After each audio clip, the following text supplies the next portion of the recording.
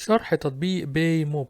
باي موب هو عبارة عن تطبيق تقدر تستخدمه كجهاز للمدفوعات، وطبعا ده هيسهل عليك كتير جدا ان انت لو عندك زباين بيدفعوا عن طريق الفيزا او طرق دفع تانية، ممكن ان انت تستخدم التطبيق على الموبايل بتاعك بدون حتى ما يبقى عندك الجهاز في عملية المدفوعات. زي ما انتم شايفين كده تنزل التطبيق، هنضغط بعد كده على ابدأ الآن.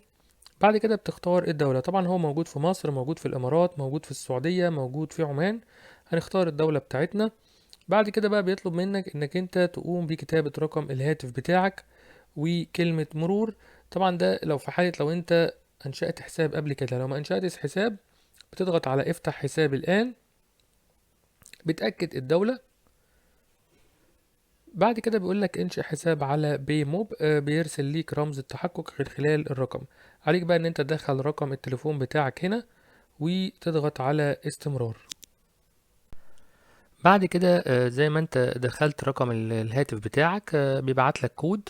بعد كده بتكتب الكود اللي بيبعت لك اس ام اس. بعد كده بيطلب منك هنا اكتب الاسم الاول كما موجود في بطاقة الهوية الرسمية الخاصة بيك. يعني هتكتب الاسم الاول بتاعك، تكتب الاسم الاخير، وتكتب بريد الكتروني وانشاء كلمة مرور. وبعد كده هنضغط هنا على استمرار. بعد كده يطلب مننا ان احنا نقوم بادخال كلمة مرور. طبعا كل مرة هنستخدمها في عملية الدخول. زي ما انتم شايفين كده عبارة عن 6 ارقام، هتبدأ تدخلهم وتضغط على استمرار.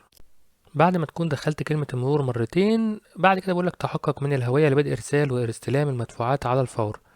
لازم طبعا عشان تقدر تفعل حسابك تقوم بالخطوة دي، ان انت تبدأ تصور البطاقة بتاعتك من الامام ومن الخلف. طيب تضغط على ابدأ التحقق، او ممكن ان انت عاوز تشوف التطبيق تضغط على تخطي في الوقت الراهن. زي ما انتم شايفين كده يبدأ يسجل معانا هنا. طبعا تحقق من الهوية لازم تكمل البيانات بتاعتك عشان تقدر تلتقط الصورة. طبعا هنا إثبات الهوية، العنوان، المدفوعات. لازم كمان تقوم بضع البطاقة الهوية الخاصة بيك على خلفية واضحة، يعني ورقة بيضة. ضع بطاقة الهوية داخل مستطيل على الشاشة. اضبط الهوية بتاعتك. طبعا زي ما قلنا ان هنا مش هيقدر يتفعل عندك الجزء الخاص بالدفع غير لما تقوم بتأكيد البطاقة بتاعتك. طيب حاجة مهمة جدا، ازاي بقى نقدر نقوم بعملية الدفع؟ عملية الدفع سهلة جدا عن طريق الموبايل. انك انت اي شخص معاه فيزا بتكون فيها خاصية ال NFC، يعني متصلة عن طريق الدفع بالواي فاي. كل ما عليك فقط بقى ان انت بمجرد ما انت بتضغط على الصفحة هنا في المنتصف بيكون في شكل واي فاي، بتضغط عليها بيبدأ الشخص ان هو يحط الكارت بتاعه الفيزا من خلف الموبايل. بمجرد ما هو بيلمس بس خلف الموبايل بالفيزا بيبدأ ان هو يدفع عن طريق المبلغ طبعا اللي انت بتضيفه. يعني مثلا بتكتب 100 جنيه 200 جنيه 1000 جنيه، بيبدأ بمجرد ما هو بيلمس البطاقة بتاعته من الخلف على طول المبلغ بيبدأ ان هو يتحول لك على حسابك هنا في باي موب. وتقدر بعد كده طبعا المبلغ ده ان انت تقدر تضيفه بعد كده تحوله لنفسك عن طريق حساب البنكي، او حتى عن طريق طرق اخرى زي مثلا المحافظ الإلكترونية. فدي طريقة استخدام التطبيق وسهلة جدا. هيبقى طبعا تطبيق ذكي جدا مهم جدا للناس اللي هي حتى مش لازم ان انت يبقى عندك جهاز تقدر تستخدم التطبيق في المدفوعات. زي ما انتم شايفين كده لو دخلنا مثلا هنا على المدفوعات، دي طبعا الصفحة الرئيسية. زي ما انتم شايفين كده لازم تقوم بالتحقق بالهوية قبل عملية رسوم المعاملات 0% لمدة 14 يوم. إجمالي المبيعات صفر لأن احنا طبعا لسه عاملين الحساب. بيجيب لك طبعا هنا المعاملات، ده ملخص الرصيد والتحويل. بيظهر لك هنا كل عملية التحويلات اللي حصلت أثناء عملية الدفع. هنيجي بقى في المدفوعات.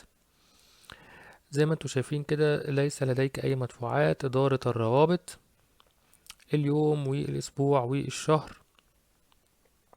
بعد كده من هنا المزيد، هيظهر لك هنا طبعا المعلومات الشخصية، معلومات الشركة. آه عملية الدفع طبعا دي مش هتتم غير لما انت تقوم بالتحقق بالتليفون. يعني عشان يقدر ان هو يفعلها لك لازم تقوم بعملية التحقق من خلال البطاقة بتاعتك.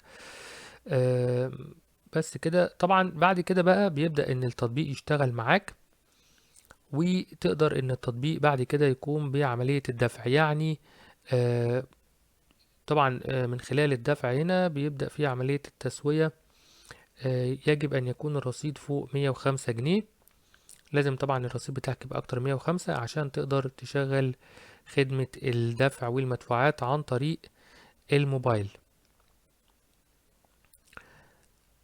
فالتطبيق سهل جدا وبسيط جدا في عملية إنشاء الحساب. وبعد كده بقى تقدر ان انت اي حد يقدر ان هو يدفع عن طريق الموبايل بتاعك. تقدر ان انت تستخدم الموبايل في عملية المدفوعات على باي موب. طبعا في نهاية الفيديو ما تنسوش تدعمونا باللايك والسبسكرايب، واشوفكم على خير في فيديو جديد. مع السلامة.